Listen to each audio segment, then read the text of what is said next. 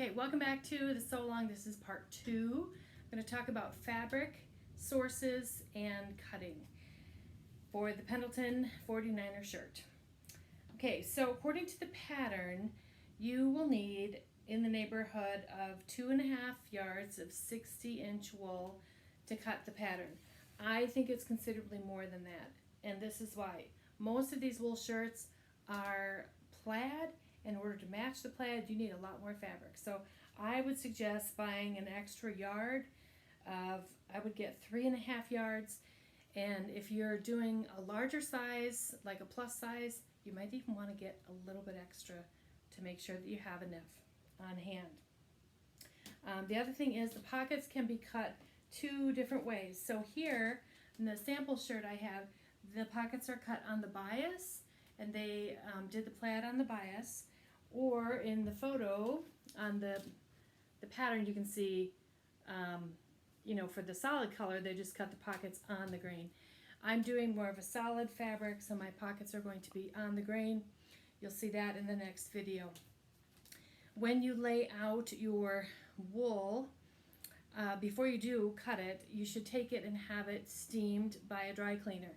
And that prevents it from shrinking down the road when we actually go to have it dry cleaned. I bought my wool for 60 cents at a thrift shop, and I'm not taking it to the dry cleaner, so I'm not going to pay dry cleaning fees to have it paid, but it is quite oversized. My version that I added probably an extra 2 inches to the ease, so I'm not worried about it shrinking so much that I won't be able to wear it. But just be aware that you should take your wool in and have it steamed by a dry cleaner if you're planning on dry cleaning your shirt. That goes into my next thought, is that these wool shirts last forever. Like this shirt is from the 1970s. It is quite old, and yet it looks like it's brand new. The color is beautiful. It hasn't worn at all. My dad used to wear it all the time. They're just really, wool lasts forever. It's a great high quality fabric. That being said, you don't need to wash things all the time.